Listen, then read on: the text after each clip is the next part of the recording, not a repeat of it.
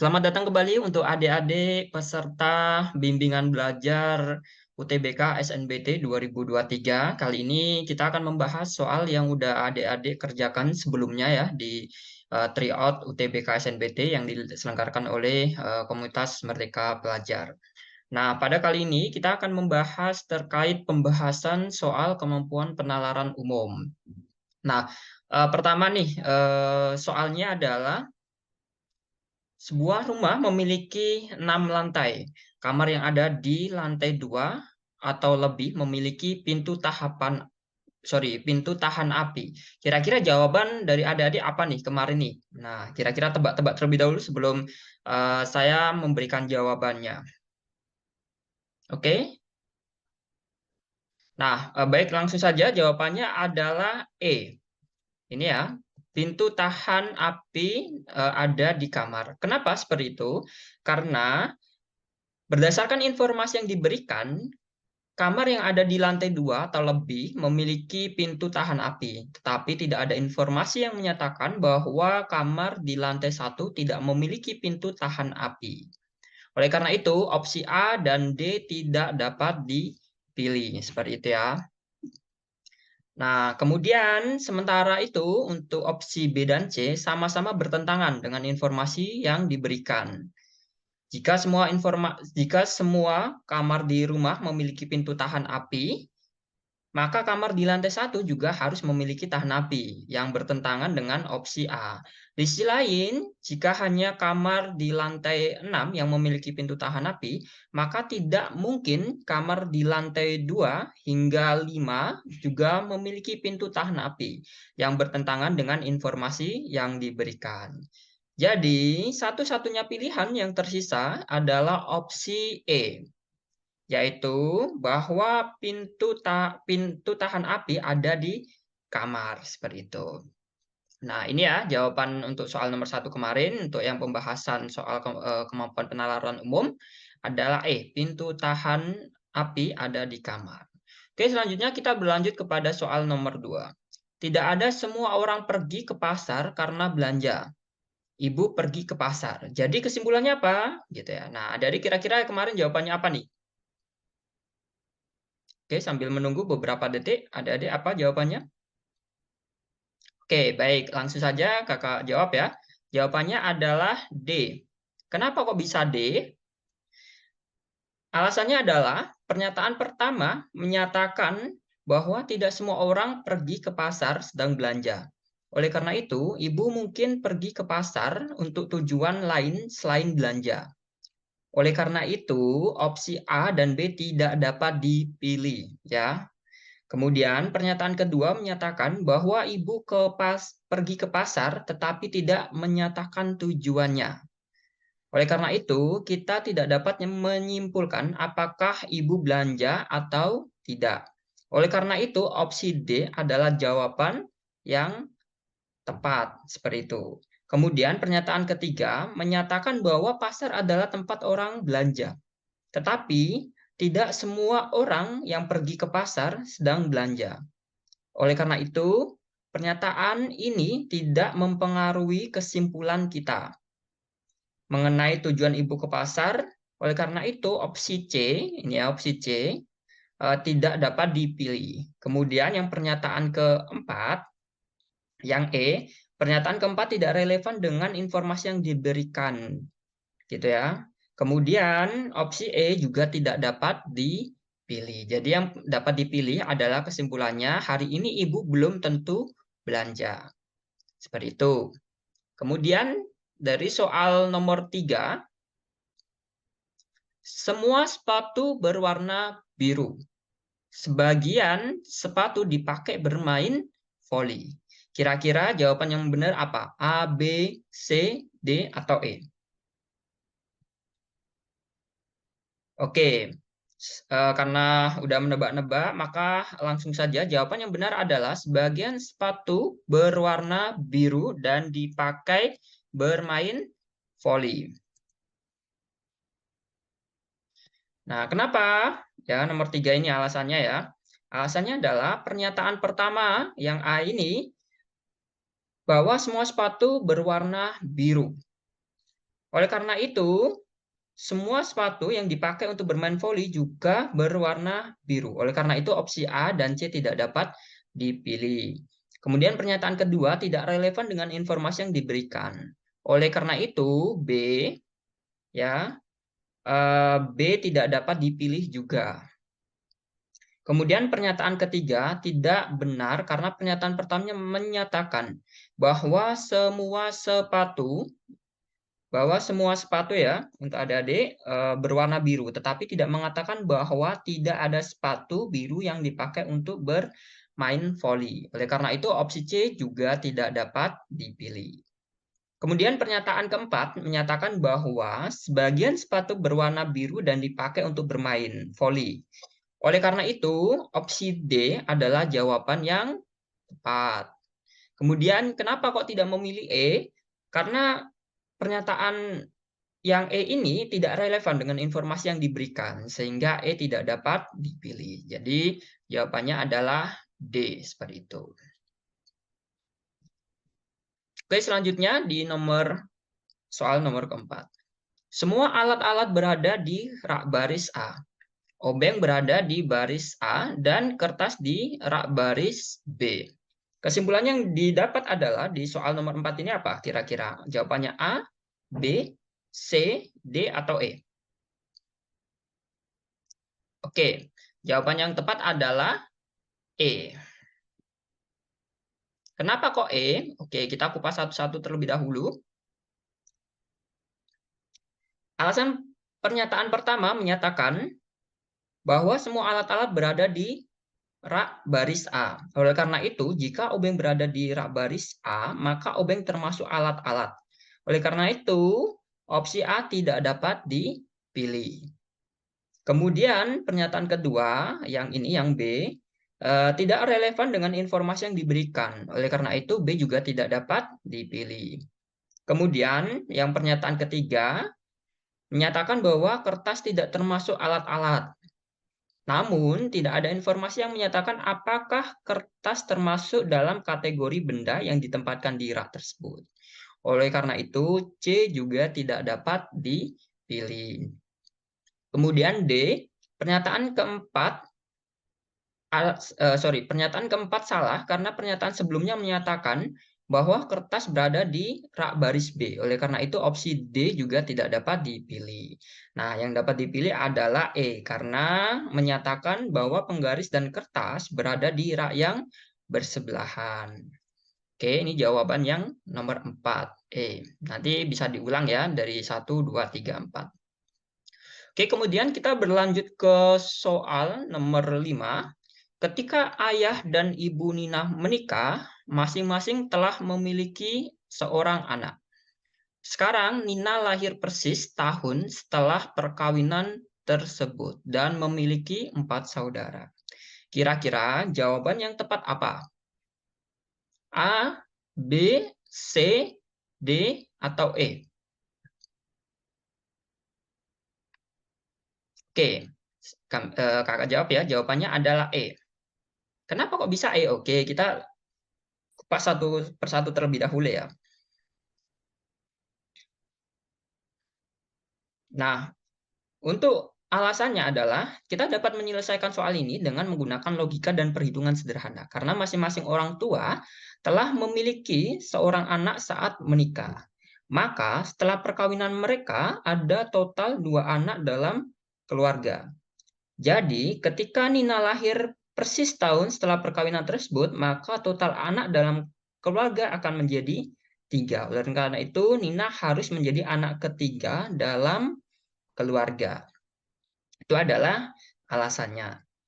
Nah, untuk pernyataannya A, Nina memiliki 2 orang adik kandung tidak dapat benar. Karena tidak dapat benar ya, karena jika Nina memiliki 2 orang adik kandung, maka total anak dalam keluarga akan menjadi 3 ditambah 2 sama dengan 5, yang bertentangan dengan fakta bahwa Nina memiliki 4 saudara.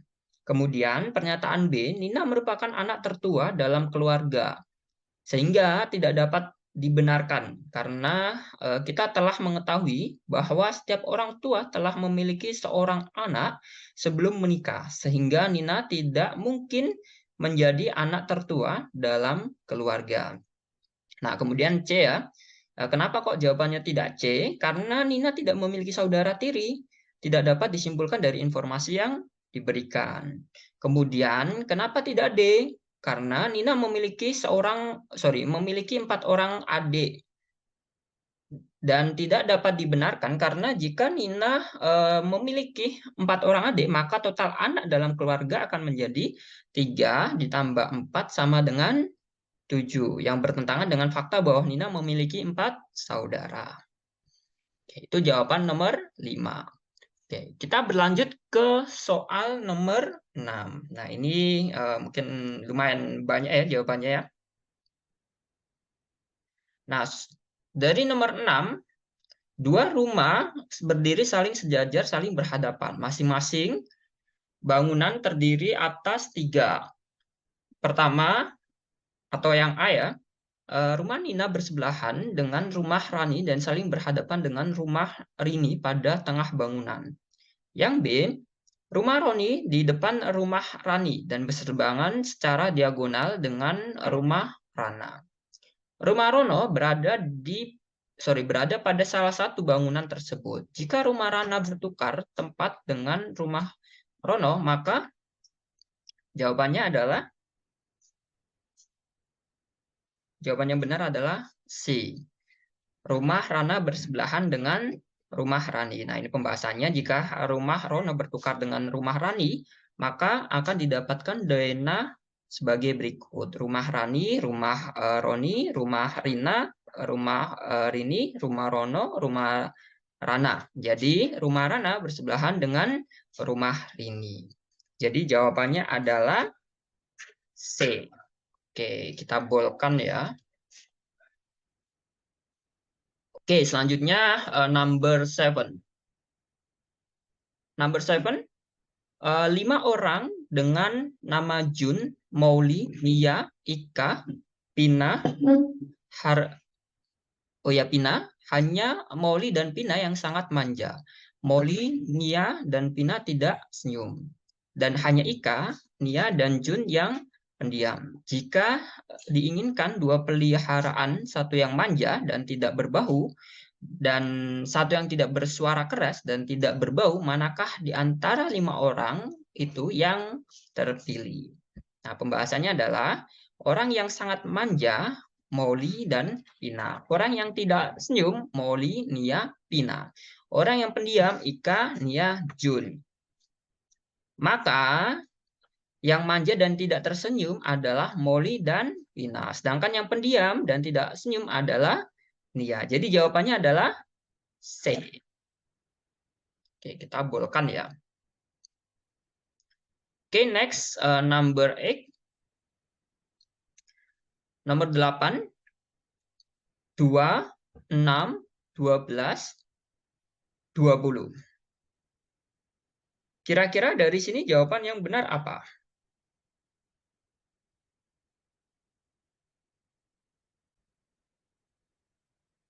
Oke, jawaban yang benar adalah 30. Kenapa 30? Kita bolkan ya. 2 ke 6. Bentar. 2 ke 6 selisihnya adalah 4. Kemudian 6 ke 12 selisihnya 6. Berarti 4, 6. Di sini 8. Terus di sini berapa? Berarti kan ditambahkan 2 kan. 4, 6, 8. Terus ditambah 10. 20 tambah 10 berapa? Sama dengan 30. Nah, ini rumusnya ini bisa dipakai ya. Oke, selanjutnya number 9. 10, 20, 40, 20, 30, 60, 40, 50, dan 100. Angka selanjutnya berapa? 2 angka selanjutnya ya di sini ya. Jadi pembahasannya adalah 10 ke 20 adalah plus 10. Jadi plus 10 jadinya 20. 20 plus 20 sama dengan 40. 40 min 20 sama dengan 20. Jadi, masih ada lagi. Kemudian 20 ditambah 10 sama dengan 30. Kemudian 30 dikalikan 2 sama dengan 60. Seperti itu. Nah, kemudian ini kan sama ya, dari sini ya. Nah, min 10 plus 10 kali 2, min 10 plus 10 kali 2, berarti di sini min 2, terus plus 10, berarti selanjutnya, oh sorry, berarti kan terakhir 100 ya. Berarti 100,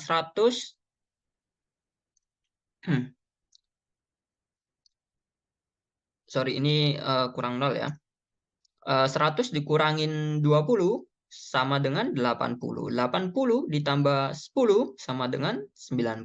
Jadi jawabannya adalah C. Seperti itu. Ya, jadi ini bisa dipakai juga biasanya itu polanya nanti selanjutnya seperti apa? Seperti itu kan. Min 20 plus 10 atau kali 20, kemudian min 20, 10 kali 20, min 20 plus 10 kali 10 gitu ya. Sorry. Kali 2 lagi ya, seperti itu. Urutannya seperti itu. Nah, ini jawabannya nanti bisa di apa? Di back sedikit waktu gitu ya, biar tahu tadi penjelasannya seperti apa, ini rumusnya. Atau jadi kalau daerah seperti ini itu lagi-lagi kita menggunakan logika seperti itu ya. Jadi bisa dihasilkan sesuai dengan yang ada seperti itu. Oke, soal nomor 10. Min 2, kosong, min 2, titik-titik, min 4, min 6. Nah, pembahasannya adalah ini deret Fibonacci yang angkanya itu menjumlahkan dua angka sebelumnya dalam deret tersebut, yaitu 0 plus 1 sama dengan 1. 1 plus 1 sama dengan 2. Nah, ini dan seterusnya. Ini deret Fibonacci. Sebagai contoh dari Fibonacci yang pertama adalah 0, 1, 1, 2, 3, 5, 8, 13, 21, 34, 55. Nah, kalau ini min 2 ditambah 0 sama dengan min 2. Seandainya di sini kita misalnya 0 min 2 berarti sama dengan min 2 gitu ya. Min 2 ditambah min 2 sama dengan min 4. Min 4 ditambah min 2 sama dengan min 6. Jadi benar jawabannya adalah E. Seperti itu ya untuk adik-adik.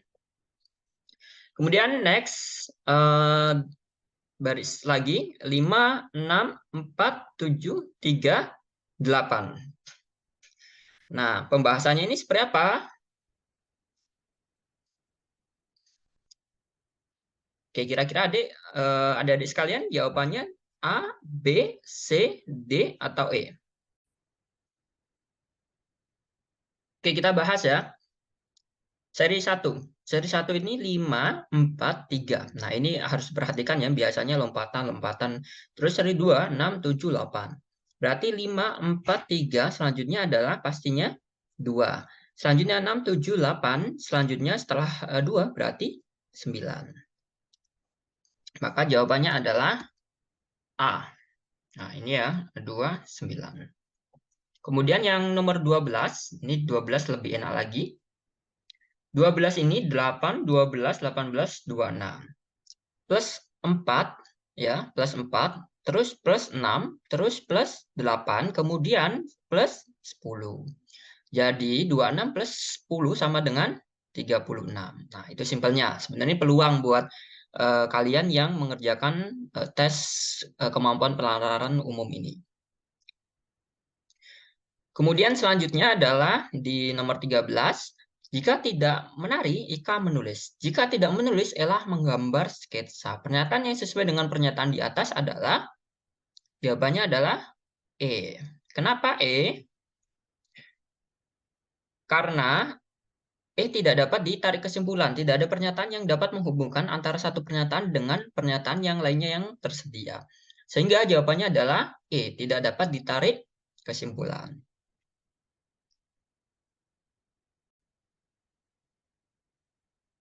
Oke, selanjutnya kita akan beralih ke nomor 14. Nah, nomor 14 adalah, oke, bentar ya.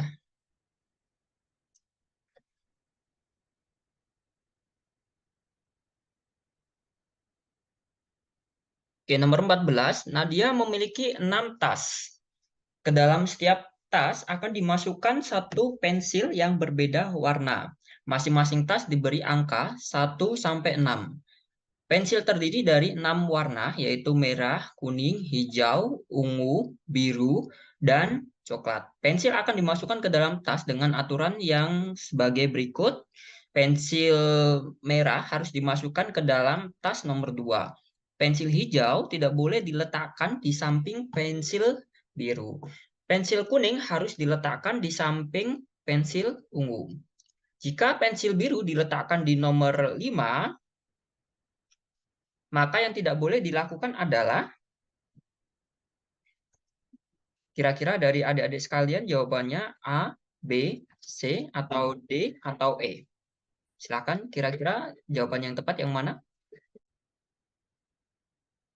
Oke, jawabannya adalah soal nomor 14, jawabannya adalah D.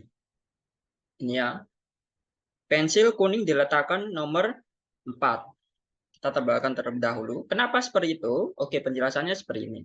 Berdasarkan informasi yang diberikan, kita dapat menyusun aturan-aturan sebagai berikut. Tas nomor 2 harus berisi pensil merah. Kemudian pensil hijau tidak boleh diletakkan di samping pensil biru. Kemudian juga, selanjutnya untuk pensil kuning harus diletakkan di samping pensil ungu. Jika pensil biru diletakkan di nomor 5, maka tidak boleh diletakkan pensil hijau di nomor 4 atau nomor 6. Berdasarkan aturan nomor 3, pensil kuning harus diletakkan di samping pensil ungu. Oleh karena itu, kita dapat menempatkan pensil ungu di nomor 3 atau nomor 5. Namun berdasarkan aturan nomor 4, jika pensil biru diletakkan di nomor 5, maka tidak boleh diletakkan pensil hijau di nomor 4. Oleh karena itu, pensil ungu harus diletakkan di nomor 3 dan pensil kuning harus diletakkan nomor 4. Dengan demikian, jawaban yang tepat adalah D. Pensil kuning diletakkan di nomor 4. Oke, next question. Number 15. Sebuah mobil tampak dipenuhi penumpang hingga 10 orang penumpang harus berdiri. Pada halte berikutnya, 17 penumpang turun dan naik 8 orang. 5 penumpang kemudian turun di pemberhentian berikutnya tanpa ada seorang pun yang naik. Di halte berikutnya, 4 orang naik tanpa seorang pun penumpang di dalam mobil yang turun. Beberapa kursi kosong di dalam mobil meninggalkan halte tersebut. Pertanyaannya adalah berapa kursi kosong di dalam mobil yang meninggalkan halte tersebut? Jawabannya A, B, C, D, atau E. Kira-kira jawabannya yang mana? Oke, jawabannya adalah C. Oke. Kenapa sih? Alasannya adalah diketahui bahwa mobil awalnya dipenuhi oleh 10 orang penumpang yang semuanya duduk di kursi. Kemudian pada halte berikutnya 17 penumpang turun. Sehingga sisa penumpang di dalam mobil adalah 10 dikurangin 17 sama dengan kurang 7 orang. Artinya ada 7 kursi yang kosong di dalam mobil. Namun pada halte tersebut juga ada 8 penumpang yang naik. Sehingga jumlah penumpang di dalam mobil menjadi minus 7 plus 8 sama dengan 1 orang. Dengan kata lain, hanya ada 1 penumpang yang masih tersisa di dalam mobil. Selanjutnya, 5 penumpang turun di pemberhentian berikutnya, sehingga sisa penumpang di dalam mobil adalah 1 dikurangin 5 sama dengan masih kurang 4 orang. Artinya ada 4 kursi yang kosong di dalam mobil. Namun pada halte berikutnya ada 4 orang yang naik, sehingga jumlah penumpang di dalam mobil menjadi 4 ditambah 4 sama dengan 0 orang. Dengan kata lain, tidak ada penumpang mobil yang tersisa di dalam mobil. Sehingga dapat disimpulkan bahwa pada akhirnya terdapat 2 kursi kosong di dalam mobil, yaitu 2 kursi yang awalnya kosong dan tidak diisi oleh penumpang yang naik pada halte selanjutnya. Oleh karena itu, jawaban yang tepat adalah C, 2 kursi kosong. Oke, next question number 16. Nomor 16 ya. Nomor 16 ini DRT-nya adalah 42, 13, 19, 49, 19, 19, 56, 25, 19. Oke. 56 ditambah 7 sama dengan 63. 25 ditambah 6 sama dengan 31. Nah, seperti yang tadi ya penjelasannya, biasanya DRT-nya seperti ini ya. 56 ditambah, ini 56 ditambah 7. Kemudian 25 ini ditambah 6. Berarti 63 sama 31. Jawabannya adalah C. Oke, next question number 17. Nomor 17. 1, 5, 4, 3, 7, 1, 10, min 1, 13, min 3. Dua number berikutnya adalah semuanya ini plus 3 ya, dan ada juga min 2. Seperti itu. Nah, jawabannya adalah kalau di urutan ini seperti ini, plus 3, plus 3, plus 3, plus 3, terus ada min 2, min 2, min 2. Jadi jawabannya adalah 16 sama min 5. Jawabannya adalah D. Oke, selanjutnya 1, 4, 9, 16, 2, 5. Kok bisa seperti ini? Ini adalah kuadrat. Kuadrat 1, 1. 2 kuadrat 2, 4. Ini harus dihafalkan nih, soalnya biasanya kadang keluar. Terus 3 kuadrat 2, 9. Ini 1, 2, 3, 4, 5, 6. 6 kuadrat 2 sama dengan 36. Jawabannya adalah 36. Kemudian 26, 105, 184. Nah, kira-kira nomor selanjutnya adalah 263. Kenapa seperti itu? Oke, mari kita uji coba. 26 menjadi 105 berarti ditambah 79. 105 menjadi 184 berarti tambah plus 79. Jadi jawabannya adalah 263. Oke, selanjutnya number 20. Oke, nomor 20 ya. Sebentar, saya besarkan suaranya terlebih dahulu. Nomor 20, setelah lulus SMA, jika Ari tidak melanjutkan studi, Ari menikah. Rani melanjutkan setelah lulus SMA. Kira-kira jawaban yang benar adalah Ari tidak menikah. Kenapa Ari tidak menikah? Ya, kita tebalkan terlebih dahulu ya jawabannya.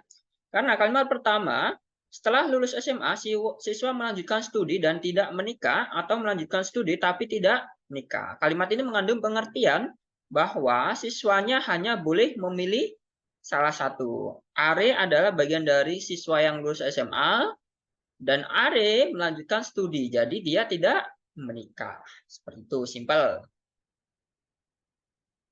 Selanjutnya adalah nomor 21. Semua mengarang dengan menggunakan aplikasi. Sebagai mengarang cerita sejarah, pernyataan yang sesuai dengan pernyataan di atas adalah, jawabannya adalah D. Oke, kita bahas.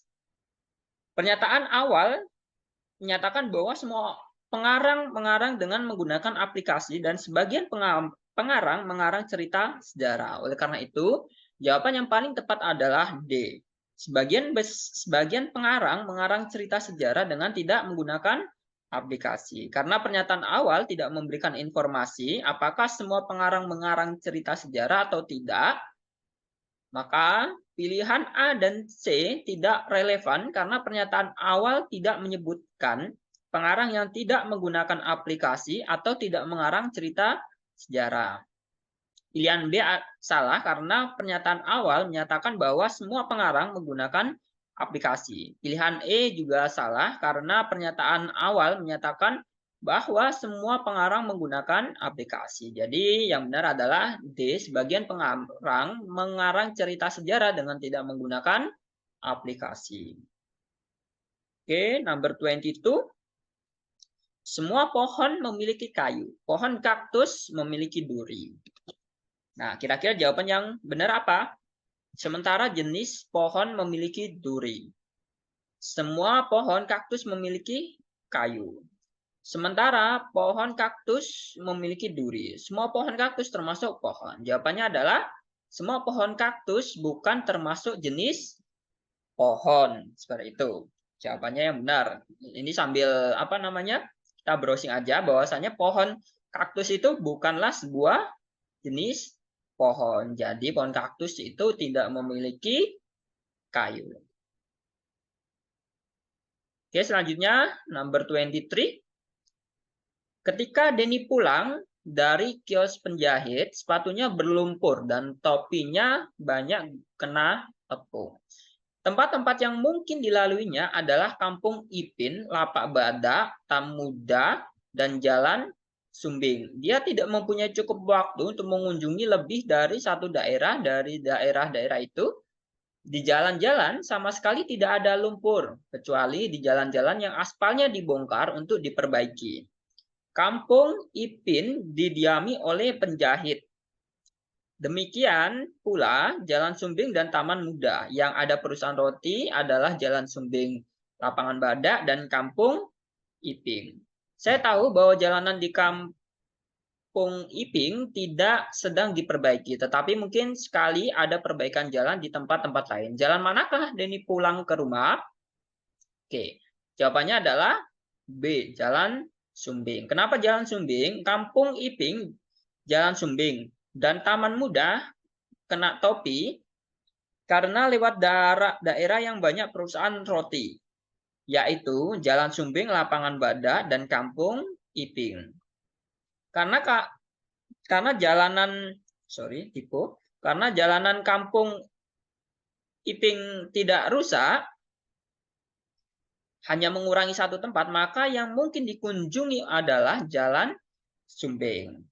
Ada penjahit dan banyak perusahaan roti yang menyebabkan topinya banyak kena tepung. Maka jawabannya adalah B. Seperti itu ya.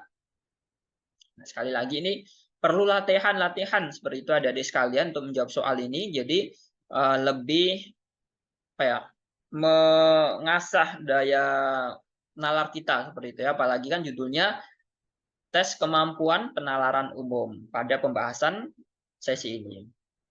Oke, selanjutnya 7 mahasiswa menunggu giliran tampil di panggung. Raka presentasi sebelum Kuku, Raki sebelum Riko dan Riki, sedangkan ganda sebelum Kuku dan Riko. Kakak maju pertama, Kuku tepat, sesudah Raki dan Riko tepat sesudah Kuku. Di antara Riko dan Riki tidak ada yang maju. Giliran Koko tepat di antara Raka dan Riki. Kemudian giliran Riko sebelum Riki. Raki mendapat gelaran ke berapa? Nah, kita bahas. Simbol lebih dari berarti sebelum ya. Kemudian dari pernyataan soal maka Raka sebelum Kuku tidak pasti berdampingan. Raki sebelum Riko tidak pasti berdampingan. Raki sebelum Riko tidak pasti berdampingan. Koko sebelum Koko tidak pasti berdampingan. Koko sebelum Riko tidak pasti berdampingan. Kakak 2, 3, 4, 5, 6. Kakak pertama. Riki Kuku berdampingan. Kuku Riko berdampingan. Riko Riki atau Riki Riko berdampingan. Raka Koko Raki berdampingan. Urutan prestasi yang dari yang paling awal kakak, Raka, Koko, Raki, Kuku, Riko, Riki. Maka Raki adalah posisi berapa ini? Keempat. Maka jawabannya adalah 4. Oke, selanjutnya number 25. Oke, selanjutnya nomor 25. 25, 23, 21, 23, 21, 19, 21, 19, 17, 19. Nah, perhatikan pola bilangan ganjil yang semakin kecil pada barisan tersebut. Setiap angka ganjil muncul selalu 3 kali. 25, 23, 21. 25, 23. 23, 19. 21, 19. Ya, 21, 19. Berarti kalau di sini ya, 19 berarti 17. 17 setelah itu 15. Berarti jawabannya adalah 17, 15. Oke, ini jadi pertanyaan terkait baris ataupun deret ini sangat banyak yang muncul untuk yang mau ikut UTBK. Jadi silahkan pelajari sebanyak mungkin, dan ini perlu dilatih, mengasah gimana caranya ini polanya pakai 2, 3 atau 4 seperti itu. Kemudian 8, 26, 48, 82, 120, 170. Nah, jawabannya mana? Jawabannya adalah 224D. Kenapa bisa seperti itu? Nah, ini seperti yang saya bilang tadi adalah polanya 8 ke 26 berarti berapa? 18. 26 ke 48 berarti 22. Kemudian selanjutnya 34, 38, 50, 54. Berarti dari 170 ditambah 54 sama dengan 224. Nah, ini salah satu. Kenapa kok 18, 22, 34, 38, 50, 54 ini pakai jenjang 3. Misalnya 18 ke 22 ditambah 4. 22 ke 34 ditambah 12. 34 ditambah 38 sama dengan 4. Seperti itu. Kok ini polanya. Jadi biasanya ada yang berjenjang 1 saja kita tentukan, ada juga sampai 3, kadang sampai 4. Tapi biasanya sih maksimal sampai 3. Oke, next. Number 27. 50, 40, 190. Titik-titik 140, 200, 190. Jawaban yang benar adalah seri 1. 50, 100, 200. 50, 100, 200. Berarti ditambah 50. 40, 90 tambah 50. 90 tambah 140, 50. 140 tambah 90 plus 50. Berarti setelah di sini berarti ditambahkan, jawabannya adalah 150. Jawabannya adalah D. Seperti itu ya. Nah, seperti yang saya bilang tadi, kadang memakai pola 2 lompatan, ada juga yang memakai 3 lompatan, bahkan ada 4 lompatan. Tapi biasanya adalah 2 lompatan atau 3 lompatan. Seperti itu. Kemudian selanjutnya 1, 1, 4, 5, 7, 9, 10. Yang benar yang mana? Deret bilangan terdiri atas 2 pola, namun berkelanjutan deret mengikuti pola penambahan. Nah, ini penambahnya adalah plus 4. Jadi bilangan lanjutan pada deret adalah 13. Oke, kita coba. Nah, ini ya. 1 sama 4. 3. 4 sama 7, 3. 7 sama 10, 3. Oke, nah kemudian 1 sama 5, berapa? 4. 5 sama 9, sorry, 5 sama 9 berarti kan 4 juga kan? Berarti 9 sama selanjutnya adalah tambah 4 sama dengan 13.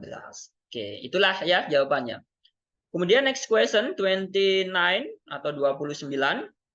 34, 44, 78, 122, 200, 322, Maka polanya adalah plus 10, plus 34, plus 44, plus 78, plus 122.